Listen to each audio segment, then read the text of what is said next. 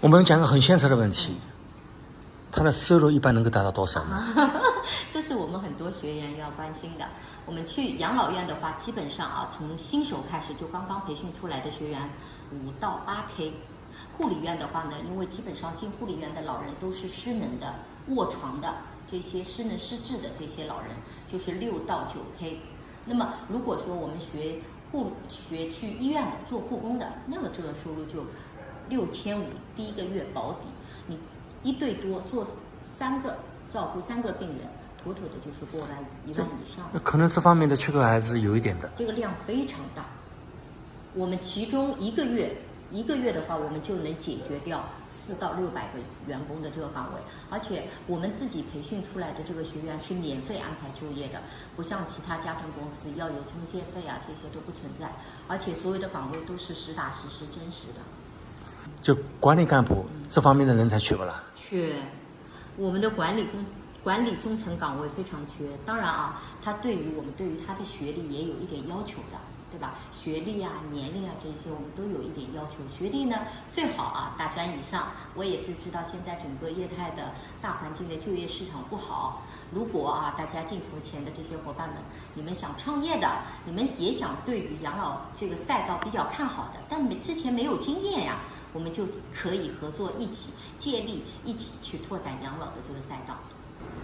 你讲到的管理人员应该说还是有一点要求的，是吧？那么相对来说，护理人员他的要求要低一点了。要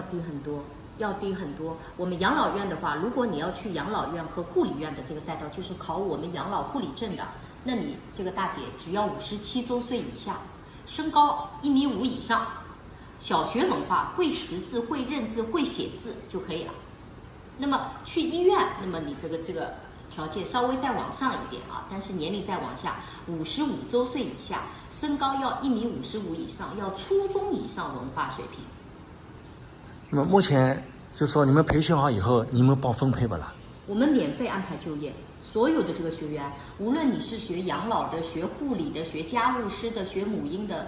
都没有，就是不像家政公司那边要收中介费，当中要有抽成，我们都没有，都免费安排。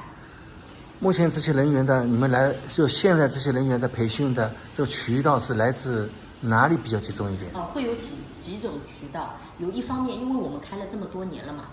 学员之间互相介绍了。对，还有呢，就是找到我们的官网的，通过人力资源与社会保障局的官网过来的。还有就是刚才呢您看到的，我们也有自己的自媒体的这个专业的这个平台，专业的这个教室，有很多都是通过我们网络直播自招，这些也有。那么甚至于也有肯定下面有很多网点，比如说养老机构里面有一些老的阿姨是没有证的，你不是为了要拿奖金啊，或者为了做自己职业上的这个提升，我要在医院，我要做在养老机构，我要做管理长，我要做楼层长，我要变成管理员，那你这个资质你要持证啊，变初级不够，你要变中级，中级不够你要变高级，你的这个证书的职能这个含金量不一样，你的收入也会不一样，都是水涨船高的。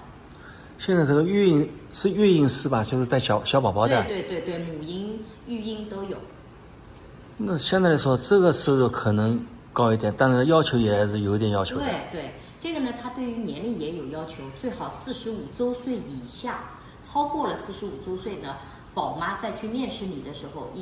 毕竟带小宝宝，你像26天月子里面的话，你得熬夜的，你得熬大夜带宝宝嘛，4个小时、3个小时要喂一顿的。否则你的体力上就不行，所以目前为止，宝妈再找月嫂在月子里面，特别月子中心再找的话，都是45周岁以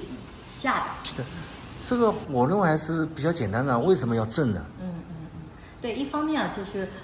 取得国家认可的职业技能证书，它的一个价值在于，一方面是通过正儿八经的我们专业的培训，我们一般的话5天、7天、8天。随着你学不同的课程，这是固定的职业技能加考试哦，还要考核的。那么另外一点的话，可能在其他你看到市面上也有一些不同的这个机构啊，不同的家政公司也有这种此类的证。